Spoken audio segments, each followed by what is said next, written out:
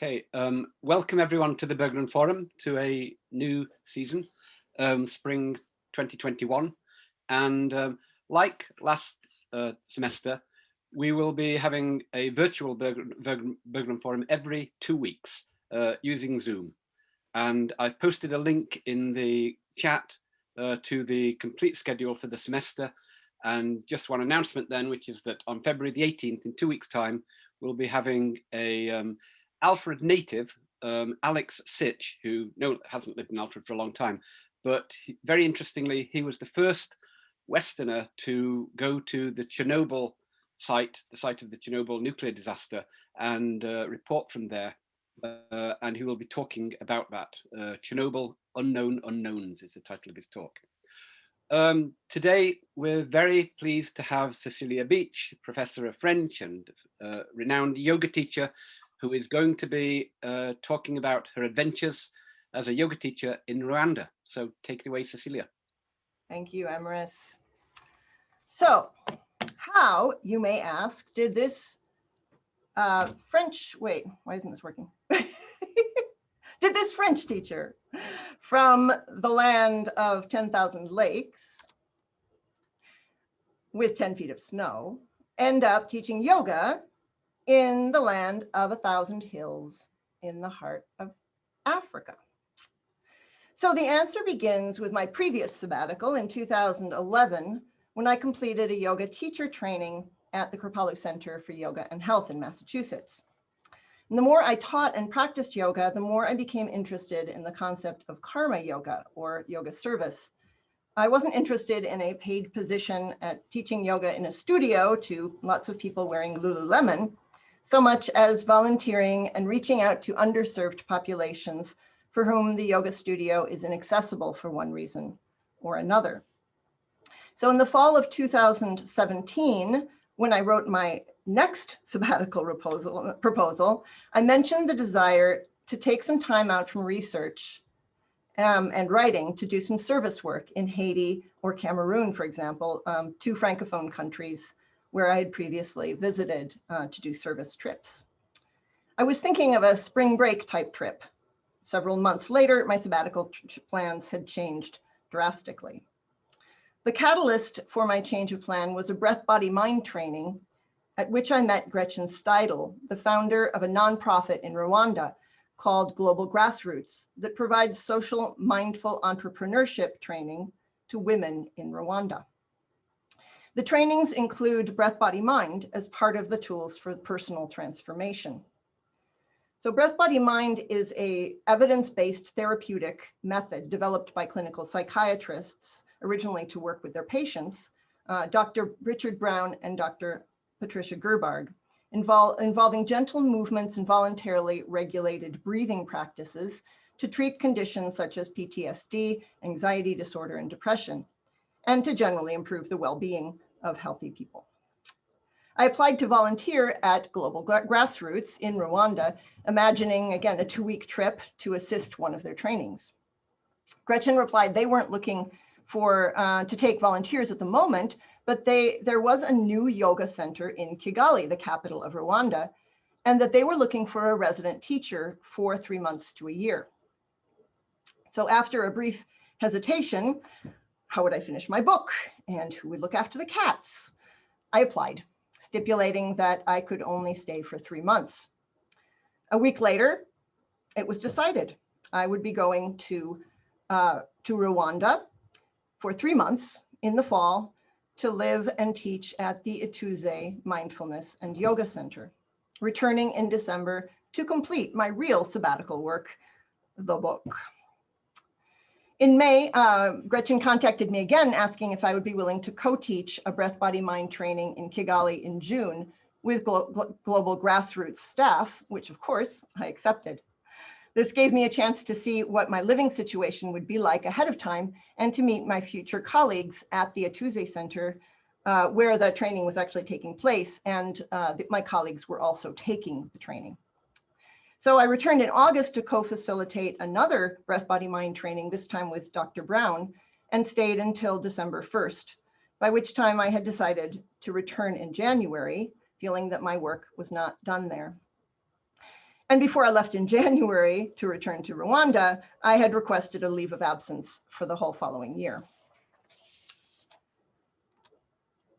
So Rwanda. I'm going to give you a bit of information about the country before we get into sort of my experience there. Rwanda is in East Africa, bordered by Uganda, Tanzania, Burundi, and the Democratic Republic of Congo. It's a few degrees south of the equator, average temperatures of 60 to 80, which was just lovely. The sunrise at 6 a.m., sunrise at 6 p.m., which took a little getting used to. And the seasons just defined as rainy or dry, with 2 rainy seasons in what we would call the fall and the spring, and then the most dry season in the summer, what we would call the summer. So it's nicknamed the land of 1,000 hills. And the entire country is at high altitude, with the lowest point being 3,117 feet above sea level. The population, very dense. So population of 12.9 million in an area only about 10,000 square miles. So population density of 512 inhabitants per square kilometer. Sorry, I'm mixing up my miles and kilometers there. But just to give you an idea, it's a little bit smaller than Massachusetts with twice as many people. Very young population, partly due to the genocide against the Tutsis in 1994, but not only. So under 15, 41.4%, under 29, 28.1%. So we have over half the population was actually not born yet at the time of the genocide. Life expectancy about 70, which is one of the highest in sub-Saharan Africa. Infant mortality rate 22.6, and deaths under age 5, 29.8, which are also relatively low for sub-Saharan Africa. Literacy rates of 73.2 in 2020. So that's up from 58 in 1990, but it's still a little bit low for the area. Possibly because a lot of the area is very rural, and so it's really hard to get to schools, but also because even though the schools are free, they still have to pay for uniforms and and food and things like that. So it's sometimes difficult for them to participate in school. Unlike many African countries, there is only one cultural linguistic group in Rwanda, the Banyarwanda.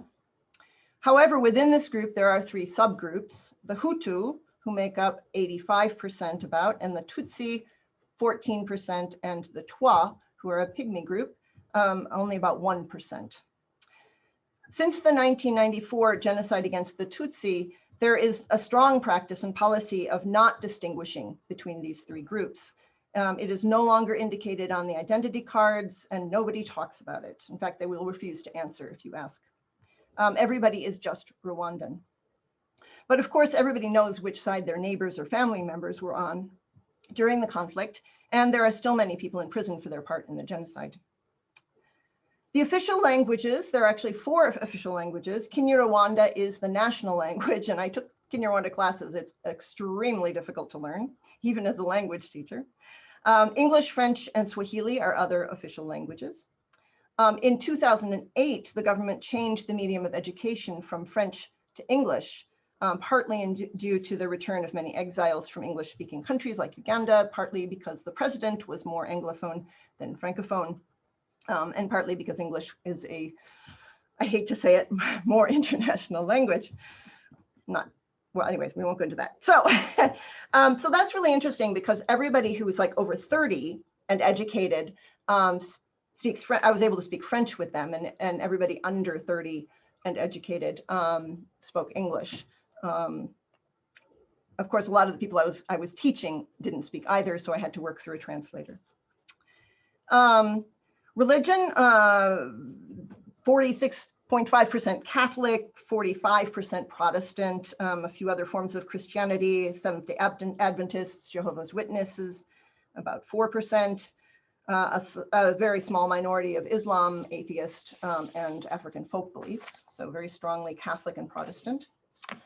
Just a little bit about the history, because it does relate to some of the things that I was doing. So the earliest forms of social organization in Rwanda were clans that then developed into kingdoms. By the time the Europeans started colonizing Africa, there was one dominant kingdom in the region, the Kingdom of Rwanda, led by a Tutsi clan. Rwanda was first colonized by Germany in 1884, but the Germans supported the king and the existing social structures relatively hands-off. The true period of colonization began in 1916 when Belgium gained control. So they introduced large-scale projects in education, health, public works, agriculture, for example. But they also reinforced the existing tension between the Tutsis, who were the richer ruling class, and the Hutus. And they promoted Tutsi supremacy, which led to the catastrophic results that we know. It was the Belgians who developed the idea that the Hutus and the Tutsis were different races. And they started including the ethnic group on the identity cards in 1935, which actually forced Rwandans to choose, while many of them were not clearly of one group or the other. There had been a lot of intermarriage. And then movement between what was more of a class, if you like, than a race. From 1959 to 1961, Rwanda experienced a period of ethnic violence between the Hutus and Tutsis known as the Rwandan Revolution, or in Kinyarwanda, the Wind of Destruction, Muyaga. The revolution led to the end of the Tutsi monarchy and to the establishment of a Hutu-dominated republic in 1961. The revolution also caused at least 336,000 Tutsis to flee to neighboring countries, where they lived as refugees. After Rwanda gained its independence from Belgium in 1962, the violence continued, culminating in the genocide against the Tutsi in April 1994, when hundreds of thousands of Tutsis were killed over a course of about 100 days, as well as some moderate Hutus and Twa. The Tutsi Rwandan Patriotic Front eventually took control of the country again, and the Hutu perpetrators were either imprisoned or fled the country. The following decade was a period of reconciliation and justice. They established an international criminal tribunal for Rwanda to try the high-ranking government officials and army officials accused of genocide, war crimes, and crimes against humanity, and then reintroduced the traditional village court system called the Gakaka for the other 100,000 so perpetrators. So now Rwanda is a presidential republic. Paul Kagame is the current president. He has been since 2000. He is part of the Rwandan Patriotic Front, so of the Tutsis who came back from exile at the time of the genocide or after the genocide. He was a leader of the resistance. Very popular. He's what I would call a benevolent authoritarian leader, very interested in the well-being of his citizens. There have been a few questionable arrests and suspicious deaths of opposition leaders, though, in recent times. There is almost no corruption in Rwanda, no bribes. It's totally forbidden. I saw one case of a driver who was giving money to a policeman who stopped us for speeding, and the Rwandan who was traveling with me was completely shocked. It's just, you don't do that. The parliament is made up of the Senate and Chamber of Deputies. And since 2018, women have made up 67.5% of the members of parliament, which is the highest representation of women in the world. Since 2003, the Rwandan's constitution has required women to hold 30% of elected positions, but as you see, they actually hold more than that today. There's another important aspect of Rwandan governance, which takes place at the village level. The village, which is called the umudugudu, doesn't refer necessarily to rural villages, but also to neighborhoods within the city. So this is a meeting at in my village, so to speak, my umudugudu. So one Saturday per month, everyone in the village gathers together for a day of service called Umuganda Day. On Umuganda Day, the streets are closed. You're not allowed to drive or to go to work or open your shop or anything. Everything's closed. And at least one person from each household must report for public service. There's a card that they sign, the head of the Umudugudu signs, saying that you attended the meeting. So they do some service work first, like cleaning the streets in my area, or maybe building bridges or building houses in other areas. They also have a village meeting, and this is a photo of the meeting in my neighborhood, which takes place right next to the local market, or when it rains, under the market. Very loud, hard to hear anybody in that case. Not that I could understand much anyways, I always had to have somebody translating for me.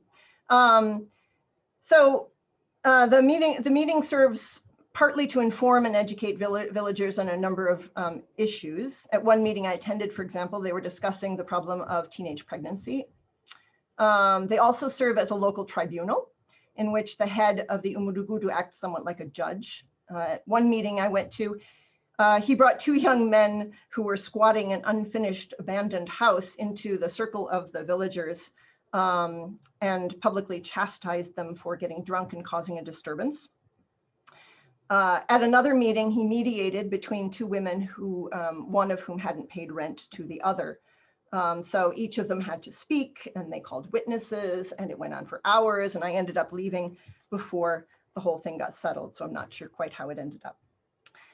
Another important role of the Umudugudu is to ensure the welfare of the people that live there. So during the lockdown, after the country locked down due to COVID, they had coordinated food distribution for the people who couldn't work. So I donated most of my stipend, for example, $300 a month to feeding several families in the neighborhood for the months of April and May. The economy is primarily subsistence farming, small plots of lands, as you can see here, often on hills, almost always on hills, sometimes terraced. There are areas that are terraced, and using simple tools. Subsistence crops grown, matoke, the green bananas, which occupy about a third of the country's farmland, potatoes, beans, sweet potatoes, cassava, wheat, maize. You can see it's quite a starch-based diet. Coffee and tea for our major cash exports, but mostly for export, sorry. Cows are very important. They're an important farm animal, but they're also indicate a family's wealth. How many cows you have indicates traditionally how wealthy you are. And so the Tutsis traditionally had cows, whereas the Hutus did the farming, did the labor and the farms. Cows were, in some cases still are, given as wedding presents. And milk is a very important part of the diet, as well as a fermented beverage called ichivuguto, which is kind of like kefir. Very good. The cow on the left is a royal sacred cow at the king's palace, which is now a museum. And the king had a special house in his compound for the milkmaid, who was always a young virgin, right next to the beer maker's hut. It's banana beer that the traditional drink there. Tourism is one of the fastest growing sectors thanks to its national parks and for Rwanda's reputation of being one of the cleanest and safest countries in Africa. I could walk around by myself at any time of the day and night without being afraid at all, in really anywhere in the country. There was an increase in burglaries recently due to COVID and the poverty that has caused from people who couldn't be working. But it's not violent crime. It's, they break into your house at night and steal your computer, things like that. In spite of walls and bars on the windows and things. So I was able to visit all the national parks. Remember, it's a very small country, right? So there's only about 2 hours between Kigali and Akagera, or between Kigali and the Volcanoes National Park. So Akagera to the east, the Volcano National Park to the north, and Nyungwe Forest in the south west. So the main attraction for international tourism is the gorillas. Volcanoes National Park is famous for being the research base of the late American primatologist Diane Fossey, and there's still a research center there in her name. And subsequently, the setting for the film Gorillas in the Mist, you may have seen. Gorilla trekking in Rwanda, however, is very expensive. So I didn't do it there. I did it in Uganda. But you can also climb one of the 5 extinct volcanoes in the Virunga Conservation area.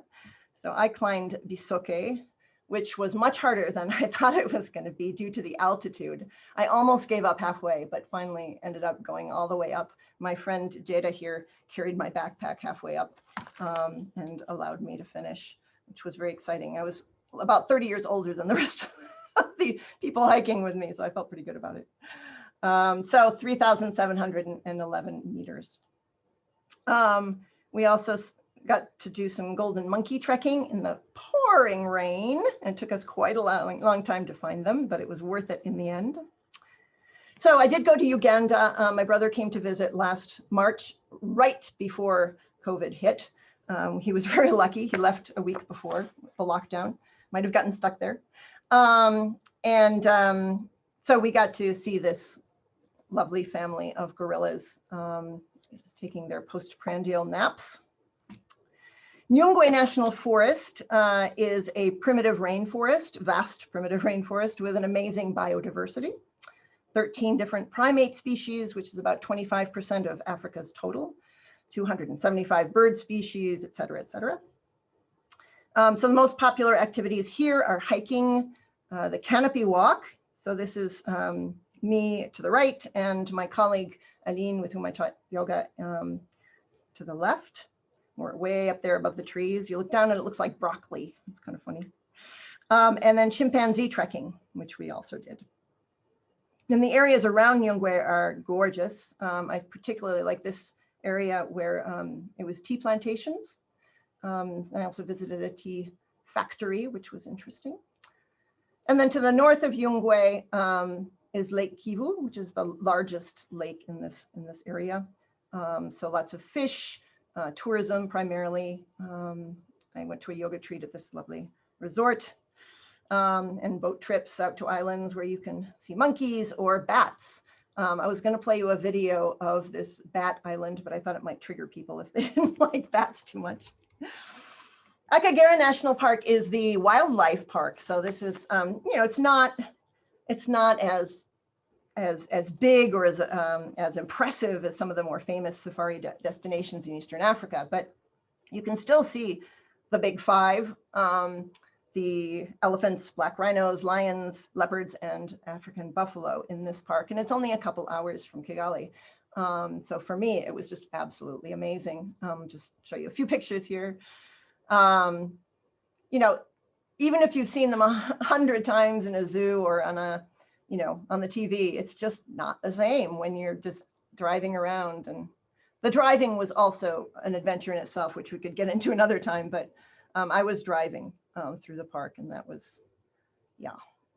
The elephants particularly were an adventure because they could charge. And so we had to be very, very careful. We always had a guide with us who would tell us, what to do and what not to do. And I did have a quite close encounter with an elderly, nervous elephant the first time I went.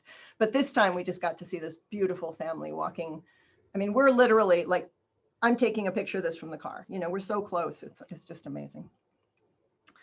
Okay, so I was living in Kigali, which is the capital city. You can look at the numbers there. I'm not going to read those off for you. This is the downtown, Mumuji. So quite a modern downtown these days. The city is interesting, it's full of hills and valleys. And so in the valleys, you find these agricultural lands. So, and with lots of different little plots of land that are sort of attributed to different people in these low-income areas, right on the green spaces.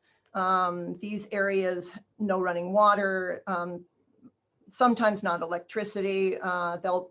They're separated by drainage ditches, or there's dirt roads. They have to go down into the valleys to get water at a spring or a creek. Obviously not as sanitary as the running water that was coming into my taps. I didn't drink the water straight from the tap. but I did brush my teeth and was never sick. So it's quite clean.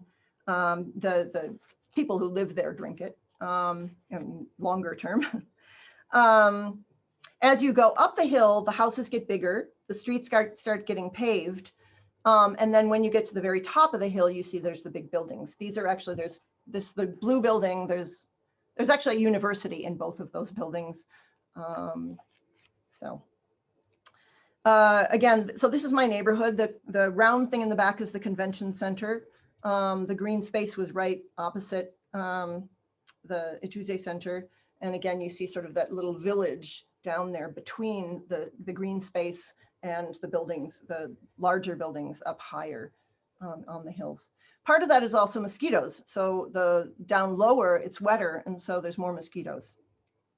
This is the convention center. Was only built probably maybe 7 years ago. So it was a very fancy new building. Here, this is actually the continuation of my street. My street, it's where I lived, was paved, but this is a block away. Again, the cows roaming wild. Lots of people walking. There's a woman on the left carrying water. And on the right, you see people, with their harvesting tools, babies on the back. So, very village-like in the middle of the city. And then just the contrast between the road, the avenue leading up to Mumuji, the downtown, and then the dirt road, with children playing in it, down near the green spaces. So the Ituze Mindfulness and Yoga Center was a very comfortable place to live, a modern home. I mean, I was very surprised when I first got there. I didn't expect to be living in a dirt shack, but I didn't expect quite this level of comfort. I had almost the whole top floor to myself for much of the time. This was the view from my living room. And this was my balcony. So I had my own little plantation upstairs on my balcony. Okay, so moving on to some of the cultural life in Kigali.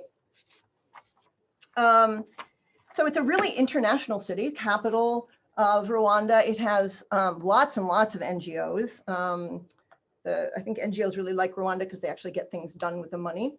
Lots of foreign university students, embassy workers, lots of ethnic restaurants, which was lovely. I could walk, 2 blocks to Indian, 2 blocks to Thai. I mean, that was wonderful.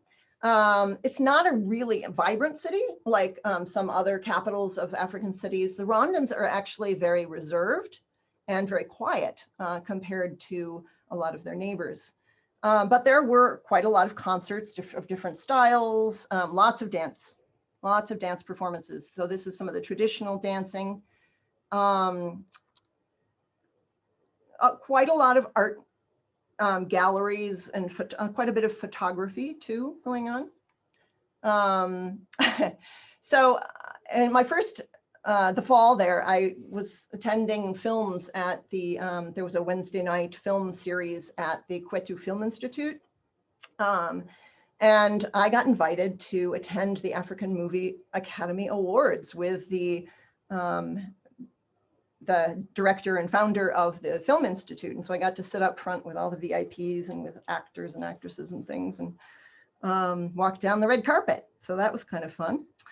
Car Free Day is an interesting institution. So every other Sunday, there's the main roads are closed to traffic in the morning, and people go out to run and to jog and to bike. And then they all end up in different places, some in a stadium. This was just a big square. You can't really see very well here that there's a big screen up there, and there's a man on the stage leading, I don't know, calisthenics, whatever you call it, aerobics, and just hundreds of people out there exercising. The president and his wife are both big proponents of wellness, and so there's a lot of stuff going on to do with health and wellness in the country. So this was a very fun experience. I took traditional Rwandan dancing classes, and anybody who knows me, I'm not a dancer, but it was really fun. And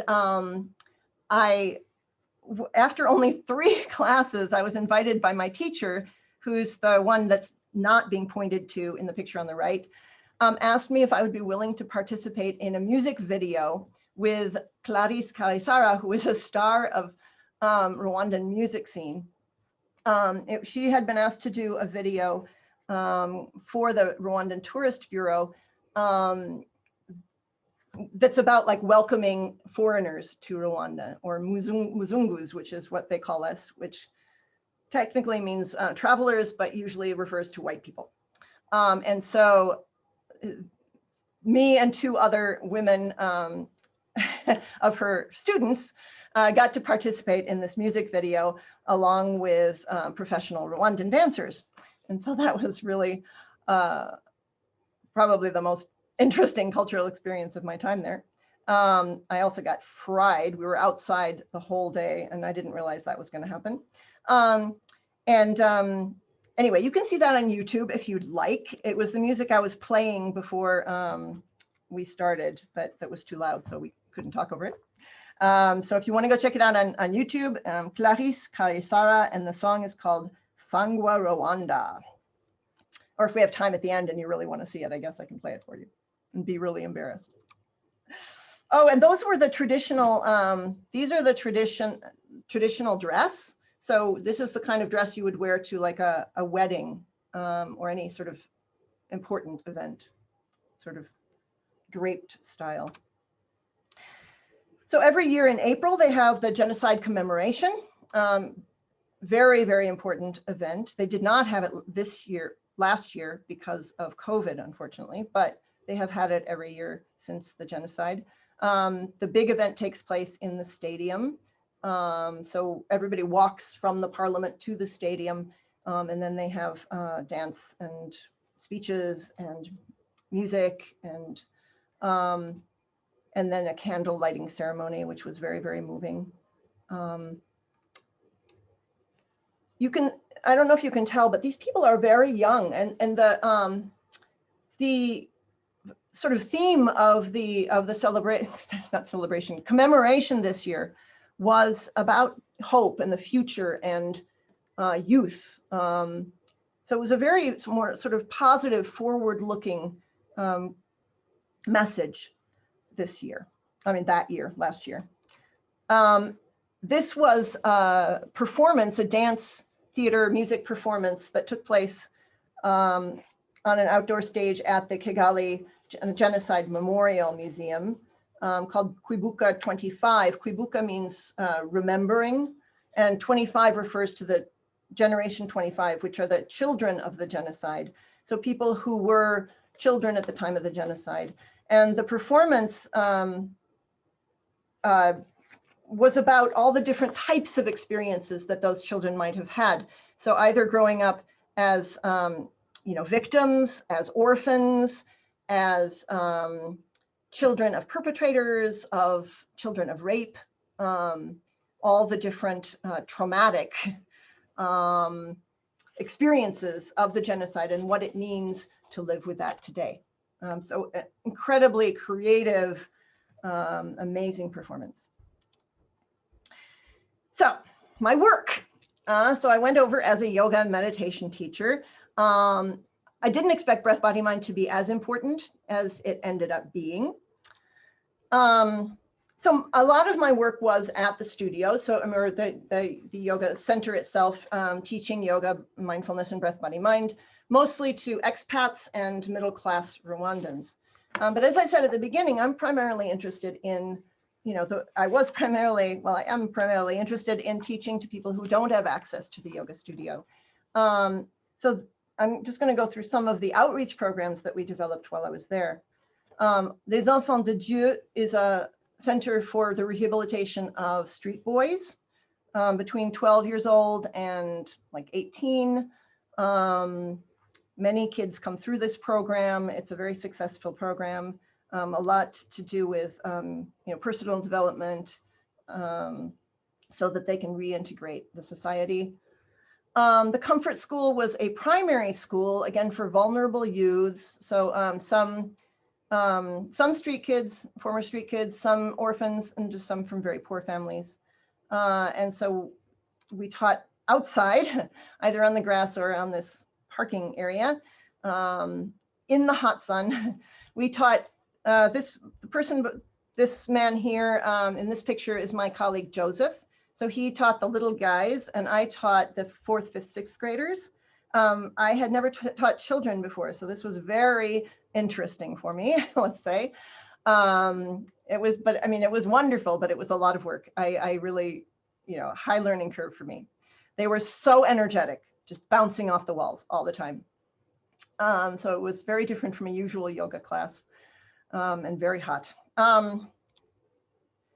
And the little kids just loved piling on top of me and petting me and pinching my skin. And I think they hadn't had much experience with people of my color before.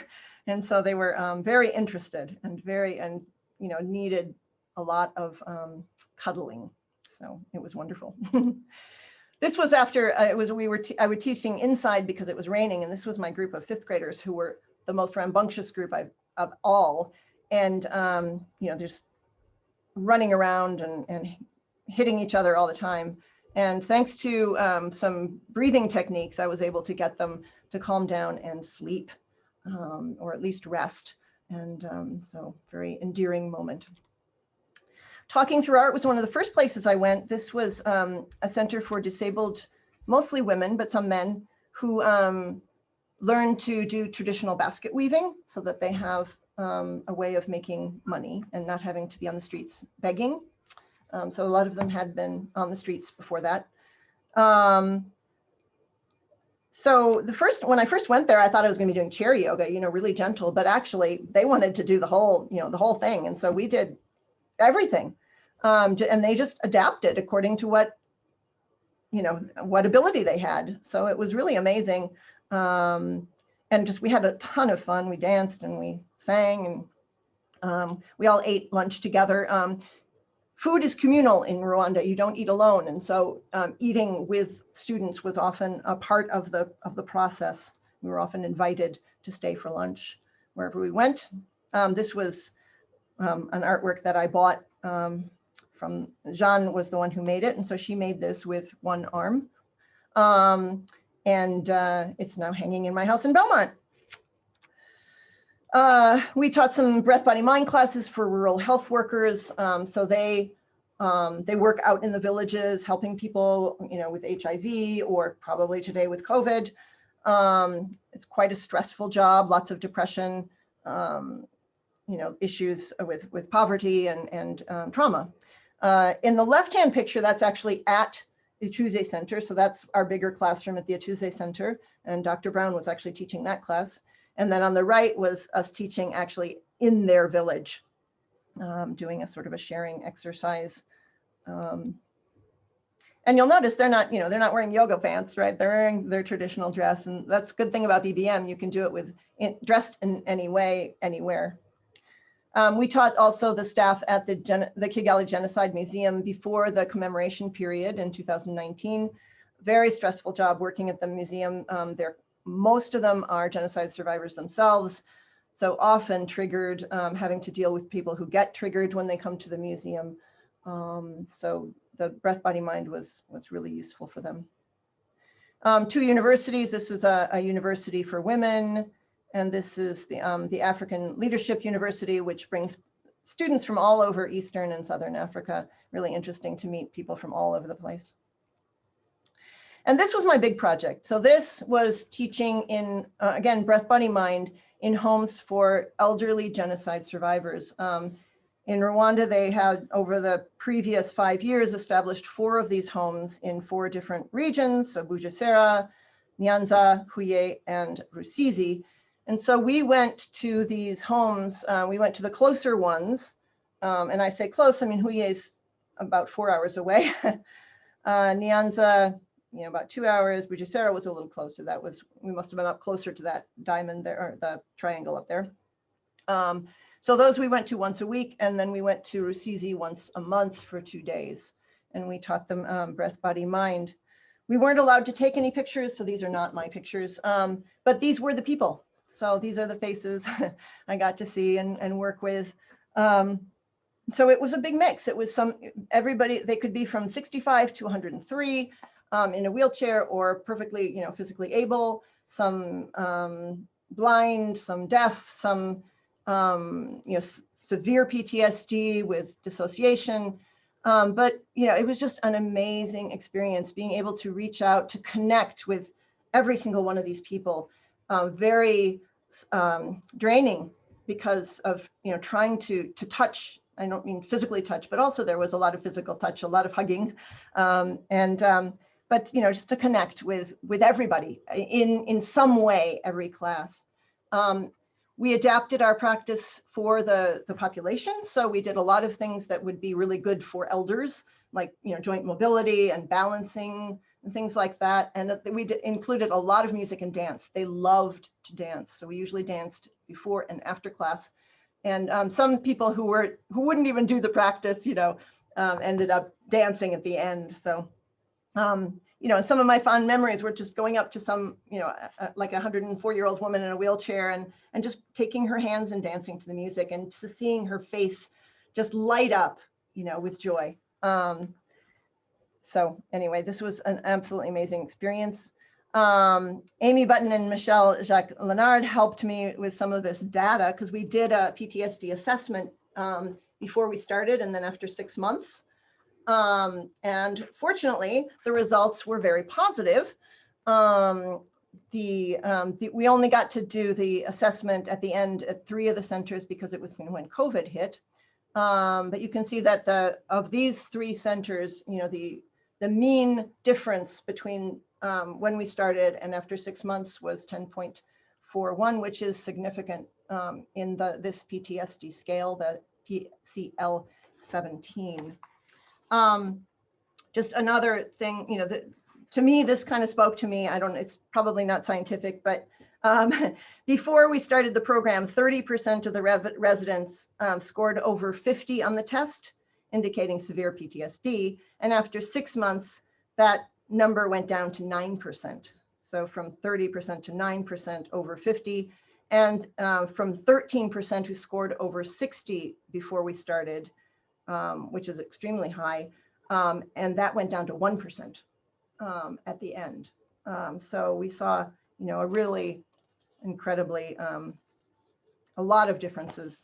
In some open-ended questions, when we asked them their perceived benefits, they talked about greater flexibility, joint mobility, being able to walk without a cane, for example, breathing better, reduced pain, feeling happier, calmer, more relaxed, sleeping better, and being able to recover better from nightmares, thinking more positively, feeling less alone, lonely, and feeling connected with others. So we did our last assessment the day that COVID hit. We were planning on continuing this process, but we couldn't. So COVID hit. The first case was discovered on March 13th. The next day, all public events were shut down. Airports closed a week later. And so I couldn't leave on May 1st as I was expecting. I wrote on that day in my journal, I'm starting to feel like in a scary movie. And I did finally get home on a repatriation charter flight on May 24th. So they did pretty well with their COVID response. It's a good thing about an authoritarian government is they can make these decisions and they have a very, they trust their government and they're very obedient. So they were able to handle the COVID situation quite well. They are back in lockdown now because they opened up completely, and so now they're having to scramble to get back in back in good status. But all right, so that's. I'm sorry, I've talked longer than I meant to. But I would love to take some questions if anybody has time. I can even stay later if people want.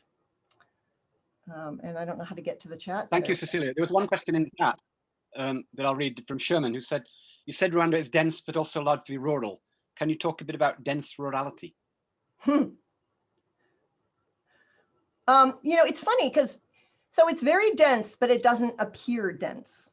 You don't see large crowds. Like Downtown Kigali is not, it's not very congested, for example.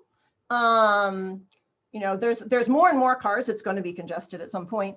And when you're out in the country, yes, you see a lot of people walking on the streets. That's part of why it was really hard to drive there, especially at night, because there's people and goats and cows and pigs and everything walking along the street. There's just besides the parks, there's no empty space. Every parcel of land is being cultivated, and so and probably each little house has a lot of people living in it. But it's funny, it doesn't really give the impression of being crowded. And the other thing about the density is, that was interesting because everybody on Facebook was saying COVID was spreading more in dense places, but actually Rwanda was an exception to that rule. So. Okay, there's a question from Jeff. You talked about how women had been elected to the majority of seats in parliament. Mm-hmm. Could you say more about how the genocide might have affected women's roles more widely in the economy, in the home, etc., as well as politically? Yeah, I thought somebody might ask that. Somebody like Jeff. It's hard to say. When I talk to my women friends there, they will tell me that women have a very strong role in the home. I did not have a lot of experience in Rwandan homes, so I don't know about that so much. The women that I met were very strong. They were powerful women. But at the same time, there is lots of domestic abuse, violence against women. I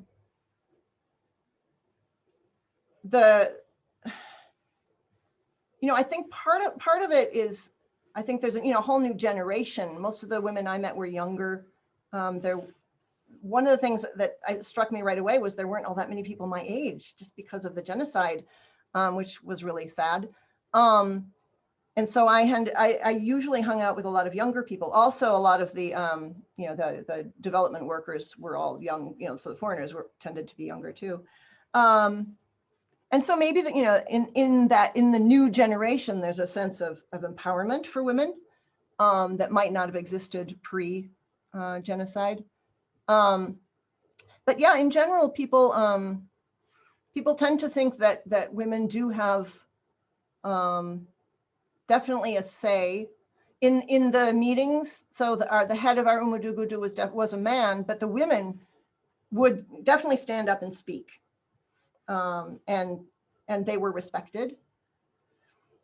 I don't know if that really answers. I don't know about economically, really, or I don't know about economically. It seemed to me that women were working and in a lot of jobs, not just in the home, but I don't know in terms of the figures. Okay, well, there's a couple more questions. One thing, Drew has put into the chat a link to the music video. Yeah. That Cecilia finds so embarrassing. So everyone over there. Okay, right, I'll copy it. It's already in the chat, right? Oh, somebody already put it in there? Yes, Drew Conrad. Megan Jones asks, could you talk more about your experiences being a foreigner in Rwanda and how that may have affected your work with trauma survivors? I am also interested to hear more about tea in Rwanda if there is time. It was good. I love Rwandan tea. So my experience as a foreigner. So, well, one thing is I definitely experienced white privilege. That was for sure. I tried not to seek it out, but it happened. I mean, I would stand at the side, at a crosswalk. I'd walk up to a crosswalk where 3 Rwandans were waiting to cross the road. I'd walk up and suddenly all the cars would stop. Part of it could be age too, because they have a respect for elders. And I was called mama, which means grandmother, all the time. I was definitely considered an elder. So it could be partly that too. But there was definitely white privilege. They would try to get me to jump the queue, skip the line, whatever we say. in different situations, things like that. I actually felt very comfortable there because, as I said, they're quite reserved, and that suits me. You know, like French are also kind of reserved, so that kind of suited me too. But one thing about it was interesting is some Rwandans would tell me things that they had never told people that were close to them, because I was a foreigner and a stranger. So because of the genocide, you know, it's very hard to trust anybody, to trust your neighbors, to trust, you know, even family. And so I had, you know, people tell me about their experience during the genocide, things that they had never told their family, for example. Partly because I was an outsider. They don't have a tradition of psychological help there. So they did a lot of this reconciliation, but they did not do the work on helping people with trauma, and the psychological work on helping people with trauma. And that's part of why breath, body, mind works so well there, because they don't want to talk. And breath, body, mind is, you know, doesn't work through talk therapy. It works somatically through the body. And so it works really well for this population. In Kigali, it wasn't a problem. There's so many foreigners, but out in the homes, for example, with the elders, they definitely were a little wary of me at first, you know, especially because you know, I would sometimes sort of do things that was a little bit like unexpected in their culture. I was always teaching with a Rwandan who kept me in check. So they were translating for me. And if I said something that wasn't appropriate, they would not translate it, or they would translate it differently. Or if I did something that wasn't appropriate, they would say, Cecilia, stop that. You know, like you don't move your hips when you dance, for example. It's all in the arms, this kind of thing. And so, you know, like one time, yeah, I would get silly with them. And like one time I was like doing the bump with some women and he was just like, Cecilia, stop that. You know? But they were having a great time, so I don't know. But I think that because I was a foreigner, I could get away with some of that like she wouldn't have been able to get away with. Cecilia, yeah. We've got, I mean, it's already past time, but well, let's say we'll go till 10 past, so we've got 4 more minutes. Okay. And there's 2 more questions. Danny has asked, customs get passed down through families. How did these younger women feel having essentially lost a generation of teachers?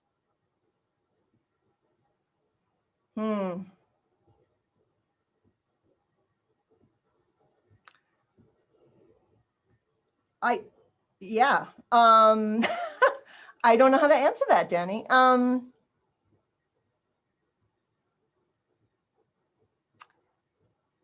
Really good question. Okay, well, is the answer? Yeah, I'm sorry, I don't have an answer for that. Yeah, I'll think about it. Get back to you. Well, a really good question to conclude with is from Ivy, who says, thank you for sharing your incredible experience with us. Do you plan on going there again? And do you encourage people to go there? Oh, definitely. So I will be going back. Yes, I was supposed to go back in January to do another breath, body, mind training. So what I didn't say was we were also training the psychologists who take care of the elders in the Avega centers. And we had planned a training to train all of the psychologists from that organization, which is called the Association of Widows of the Genocide, who work throughout the country. And so we had planned, Dr. Brown and I were going to go and do a training so that they, you know, the psychologists could teach this practice throughout the country. And so I'm still hoping we'll be able to do that at some point. And yes, I mean, I definitely plan to go back. And I would definitely advise you to go. It's you know, as I said, it's clean, it's safe, it's easy to get around. It's got beautiful scenery. The people are lovely. Yeah. Okay. So. Well, wrap up. I'd like to thank you for an absolutely wonderful opening to our Bergman Forum schedule for the year. That was absolutely fantastic. And so thank you to everyone who participated. And if you want to thank Cecilia, put it in the chat. And see you all in 2 weeks' time. Namaste. Bye. Bye.